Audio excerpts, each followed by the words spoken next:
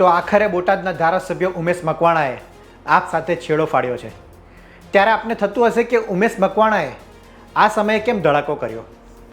અત્યારે એકદમ તો શું થઈ ગયું ઉમેશ મકવાણાને કે આ સમયે તેમણે આ નિર્ણય લીધો. સમગ્ર પહેલાં તો આપણે વાત કરીએ તો ઉમેશ મકવાણાએ ગાંધીનગરમાં આજે પ્રેસ કોન્ફરન્સ કરી અને તેમણે કહ્યું કે દંડક પદેથી તેઓ રાજીનામું આપે છે.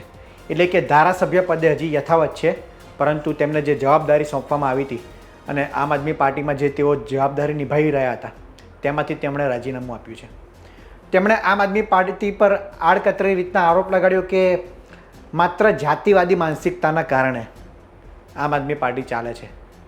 પાટીદાર અનામત આંદોલન સમિતિના જે માણસો હતા, જે વ્યક્તિઓ હતા, તે આમ આદમી પાર્ટીમાં સંકળાયેલા છે અને માત્ર તેમનું જ ચાલે છે. તેઓ ચૂંટણી પ્રચારમાં જાય છે અને ગોપાલ ઇટાલિયાને લઈને પણ તેમણે એક આરોપ લગાડતા જણાવ્યું છે કે માત્ર વિસાવદરમાં જ પાર્ટીએ ધ્યાન કેન્દ્રિત કર્યું. કડી વિધાનસભામાં ક્યાં હતા? અને તેઓ એવું પણ કહે છે કે કડીમાં દલિત ઉમેદવાર હતા, તેથી કડી પર જોર ના આપવામાં આવ્યું. તો ભાઈ, પહેલી વાત તો આપણે સમજીએ તો દરેક પક્ષ એ જીતવા માટે લડતી હોય છે અને દરેક પક્ષ એવી જગ્યાએ જ મહેનત કરે જ્યાં તેઓ જીતી શકતા હોય. એટલે કે વિસાવદરમાં આમ આદમી પાર્ટી મજબૂત હતી, એટલે કે વિસાવદરમાં સ્વાભાવિક છે તેઓ ત્યાં મહેનત કરે. જ્યારે કોંગ્રેસની વાત કરીએ તો કોંગ્રેસે પણ એટલી મહેનત નથી કરી વિસાવદરમાં જેટલી તેમણે કડીમાં કરી. કડીમાં જિજ્ઞેશ મેવાણીએ સભાઓ ગજવી, તેના કોંગ્રેસના ઉમેદવારના સમર્થનમાં મત માગ્યા.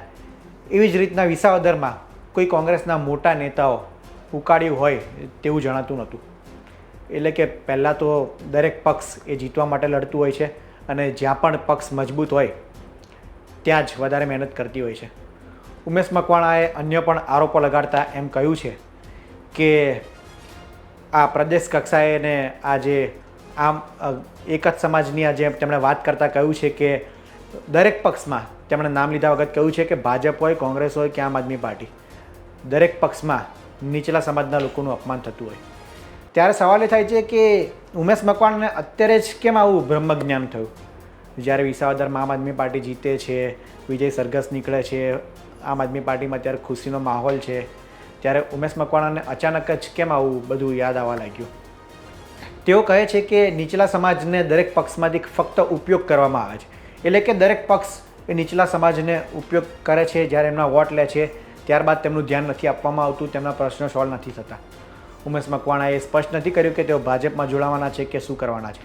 તેમણે કહ્યું છે કે આગામી સમયમાં તેઓ લોકોને મળશે, સમાજના લોકો સાથે બેઠક કરશે. એટલે ક્યાંક ને ક્યાંક ઉમેશ મકવાણીએ સમાજને આગળ લાવ્યો છે.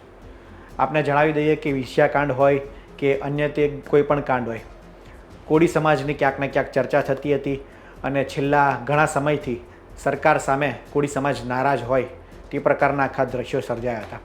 મંત્રી કુંવરજી બાવળિયાને પણ ઘણો વિરોધનો સામનો કરવો પડ્યો હતો, પરંતુ આખી પરિસ્થિતિ તેમણે એ રીતને હેન્ડલ કરી, ટેકલ કરી. ઘણા બધા કોળી સમાજના લોકો પર અને નેતાઓ પર FIR થઈ અને કેસ થયા. આ કેસમાં પણ ઉમેશ મકવાણા ક્યાં હતા તેવું જ્યારે તેઓ અમારા ઇન્ટરવ્યૂમાં આવ્યા હતા ત્યારે અમે પણ તેમને સવાલ કર્યો હતો. ત્યારે તેમણે કહ્યું હતું કે મેં સમાજ માટે ખાલી ત્યાં જઈને સભાઓમાં જઈને હાજરી આપી, એની કરતાં સરકારને મેં પત્ર લખ્યો અને માંગ કરી છે જે રીતના પાટીદાર અનામત આંદોલન સમિતિના કેસો પાછા ખેંચાયા, બીજા અન્ય સમાજના કેસો પાછા ખેંચાયા, તે રીતના કોળી આંદોલન દરમિયાન પણ થયેલા કેસો એ પાછા ખેંચાવા જોઈએ. જો કે ઉમેશ મકવાણાના મનમાં શું છે તે તો હવે ઉમેશ મકવાણા જ જાણે. પરંતુ હાલ તેમણે એક વાત સ્પષ્ટ કરી છે કે તેઓ ધારાસભ્ય પદે અત્યારે યથાવત રહેવાના છે. એટલે કે ધારાસભ્ય પદે તેમણે રાજીનામું નથી આપ્યું. એટલે કે ઉમેશ મકવાણાનો પગાર અત્યારે ચાલુ રહેવાનો છે.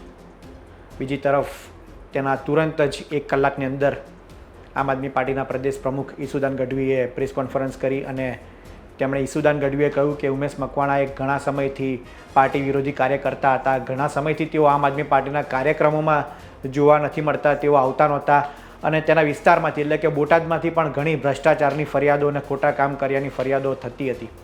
અને ઉમેશ મકવાણાને લઈને તેમણે એવું કીધું છે કે તેઓ ભાજપ સાથે સંકળાયેલા છે, પરંતુ તેઓ વિસાવદરની ચૂંટણીમાં પણ ક્યાંય દેખાયા નથી. જો કે કડીની પેટા ચૂંટણીમાં તેઓ એક વખત ગયા હતા ત્યાં, તો તે પણ ક્યાંક ને ક્યાંક તેમની સ્ટ્રેટેજીપૂર્વક તેઓ ત્યાં ગયા હોય તેવું લાગી રહ્યું છે. કારણ કે વિસાવદરમાં તેઓ દેખાયા નહીં અને વિસાવદરમાં આપ જીતી ત્યારબાદ પણ તેમની કોઈ પ્રતિક્રિયા કે એવું કોઈ નિવેદન આવ્યું નથી સામે.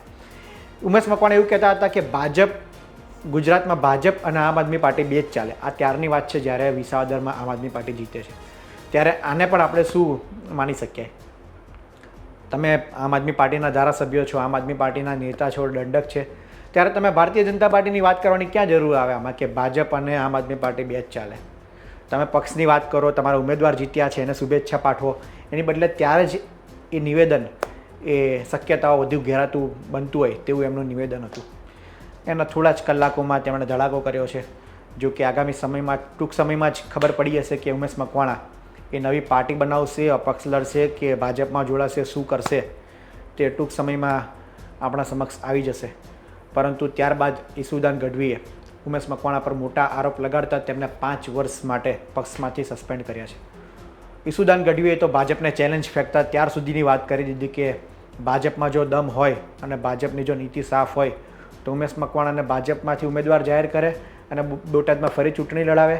અમે ચેલેન્જ કરીએ છીએ કે ઉમેશ મકવાણાને હરાવીશું, આવું ઈસુદાને સ્પષ્ટપણે કહ્યું છે.